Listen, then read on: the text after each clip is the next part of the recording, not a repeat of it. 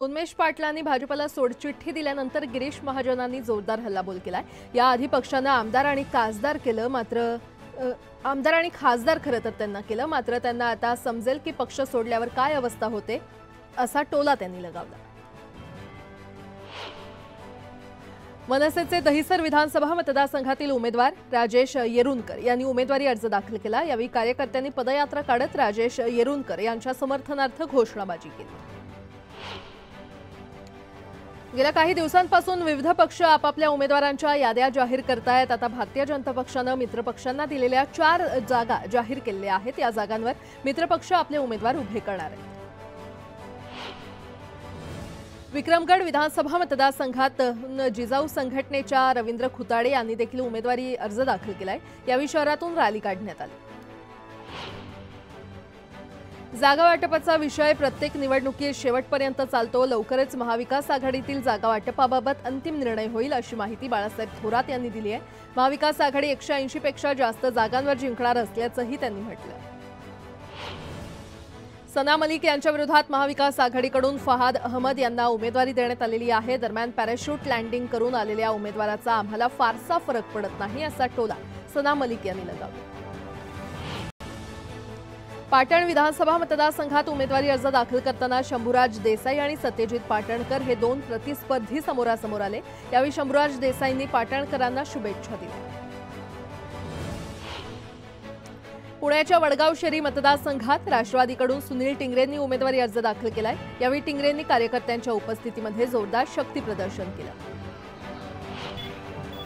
गडचिरोलीच्या अहेरी मतदारसंघात भाग्यश्री आत्रामांनी उमेदवारी अर्ज दाखल केलाय। भाग्यश्री आत्राम वडील धर्मराव बाबा आत्राम विरोधात निवडणूक लढणार आहेत।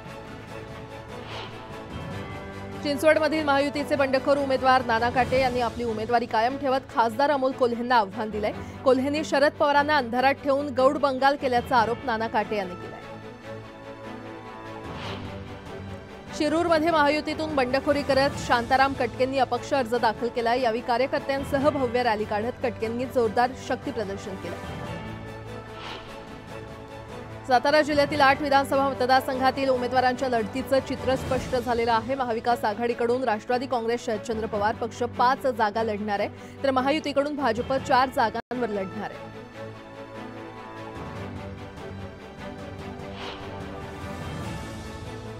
आता एक मोठी बातमी, मुंबादेवी मतदारसंघाची जागा महायुतीमध्ये शिवसेनेच्या वाट्याला गेलेली आहे। शिवसेनेनं या मतदारसंघातून शायना एनसी यांना उमेदवारी दिली आहे आणि यानंतर आता महायुतीमध्ये वाद उफाळून आलाय। माजी नगरसेवक आणि भाजप नेते अतुल शहा यांनी बंडखोरी केली आहे। अतुल शहा आज मुंबादेवी मतदारसंघातून अपक्ष म्हणून उमेदवारी अर्ज दाखल करणार आहे। अतुल शहांच्या बंडखोरीमुळे महायुतीची डोकेदुखी वाढणार आहे।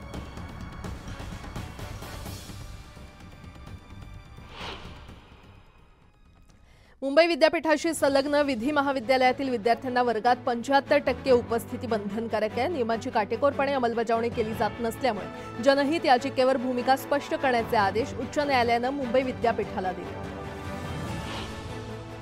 भाऊबीजेच्या दिवशी मार्केट यार्डातील भाजीपाला विभाग सुरू राहणार आहे। सलग सुट्ट्यांमुळे बाजार समिती प्रशासनानं हा निर्णय घेतलाय। दिवाळीमध्ये राज्याच्या अनेक भागात पावसाचा इशारा देण्यात आलेला आहे। ओडिशातील दाना चक्रीवादळामुळे राज्यात काही भागात पावसाचा इशारा देण्यात आला आहे। महाराष्ट्रात 29 ऑक्टोबर ते 4 नोव्हेंबरपर्यंत काही जिल्ह्यांमध्ये ढगांच्या गडगडाटासह पाऊस पडण्याची शक्यता आहे। मुंबई, रायगड, रत्नागिरी आणि सिंधुदुर्गातील ढगाळ वातावरण राहील। आता सावित्रीबाई फुले पुणे विद्यापीठ देशाबाहेर विस्तार करतंय। 4 देशांमध्ये विद्यापीठाचं केंद्र सुरू करण्यासाठी विद्यापीठाच्या व्यवस्थापन परिषदेनं मंजुरी दिली आहे। ऐन दिवाळीत राज्यातील बाजार समित्यांमध्ये 9,900 क्विंटल टोमॅटोची आवक झाली आहे। त्यामुळे टोमॅटोला क्विंटल मागे 800 रुपयांपासून 3,500 रुपयांचा दर मिळाला आहे।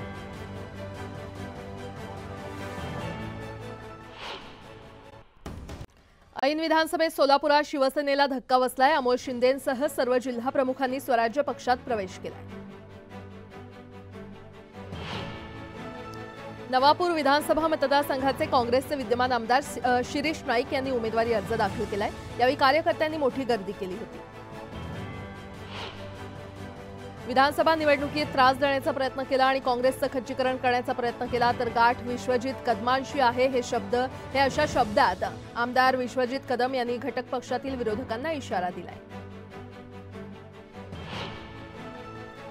ठाकरे गटाचे सातारा जिल्हा संपर्क प्रमुख शेखर गोरे यांनी तडकाफडकी आपल्या पदाचा राजीनामा दिलाय। महाविकास आघाडीतील ज्येष्ठ नेत्यांनी दिलेला शब्द न पाळल्यानं शेखर गोरेंनी हा निर्णय घेतल्याचं स्पष्टीकरण त्यांनी दिलं। शायना एनसी यांनी शिवसेनेमध्ये प्रवेश केला असून मुंबादेवीतून त्यांना उमेदवारी जाहीर झालेली आहे। दरम्यान शायना एनसी आज उमेदवारी अर्ज दाखल करणार आहेत। सर्वांचा नाद करायचा पण शरद पवारांचा नाही, वाघाला सांगावं लागत नाही मी वाघ आहे, सत्तेचा गैरवापर करणाऱ्यांना जागा दाखवणार असं म्हणत निलेश लंके यांनी विखे पाटलांना टोला लगावला। महायुतीत ज्या ठिकाणी बंडखोरी होईल तिथे त्या पक्षाचे नेते नाराजी दूर करण्याचा प्रयत्न करतील असं वक्तव्य देवेंद्र फडणवीस यांनी केलंय। चिखली येथे श्वेता महाले यांचा अर्ज भरण्यासाठी ते आले होते। महाविकास आघाडीकडून आळंदीतून उमेदवारी जाहीर करण्यात आलेली आहे। शिवसेना उबाठाकडून बाबाजी काळे यांना उमेदवारी जाहीर करण्यात आली।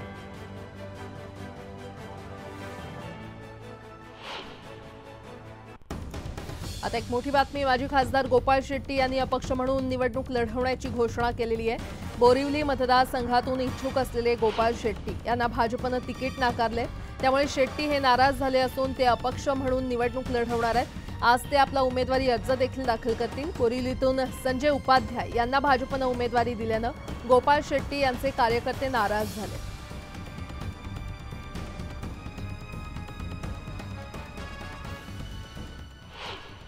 महाराष्ट्र नवनिर्माण सेनेनं विधानसभा निवडणुकीसाठी 7व्या उमेदवारांची यादी जाहीर केलेली आहे। या यादीमध्ये 18 उमेदवारांचा समावेश आहे।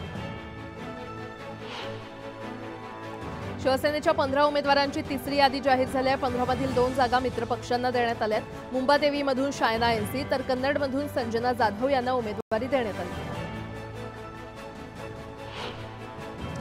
पालघरचे विद्यमान आमदार श्रीनिवास वनगा यांचं तिकीट कापण्यात आलंय। या निर्णयानं श्रीनिवास वनगा खचले असून माध्यमांशी संवाद साधताना त्यांना अश्रू अनावर झाले। कालपासून आत्महत्या करण्याच्या गोष्टी करत असल्याचं त्यांच्या पत्नीनं सांगितलंय।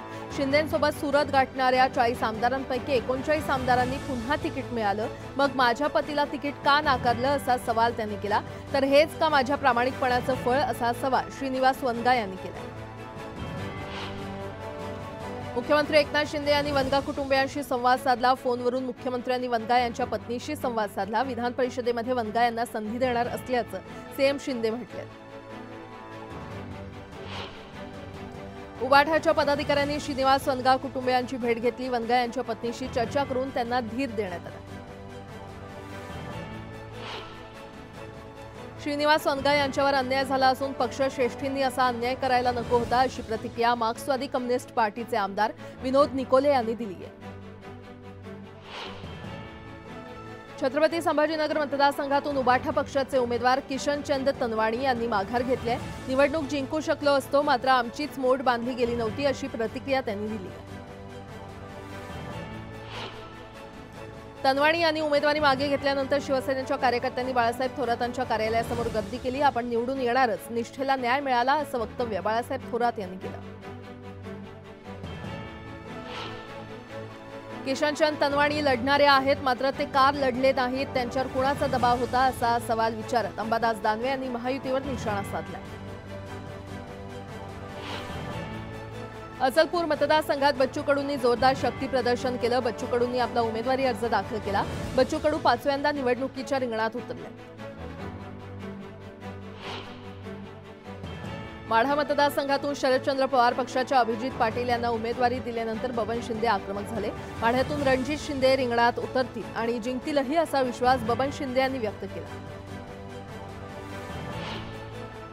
विक्रमगड विधानसभा मतदारसंघातून राष्ट्रवादी शरदचंद्र पवार पक्षाच्या सुनील भुसारा यांनी अर्ज दाखल केला। यावेळी जव्हार येथे जोरदार शक्ती प्रदर्शन करत रॅली काढण्यात आली।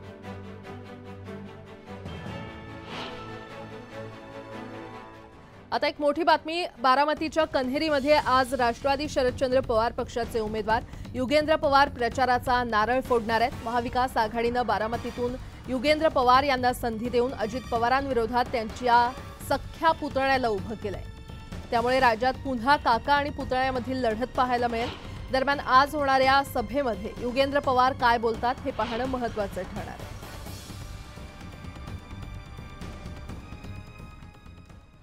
यासोबतच इतरही काही महत्त्वाच्या बातम्या आपण पाहणार आहोत। तुर्तास एक छोटासा ब्रेक घेऊन लगेचच परत येतोय। पाहत रहा न्यूज 18 लोकमत।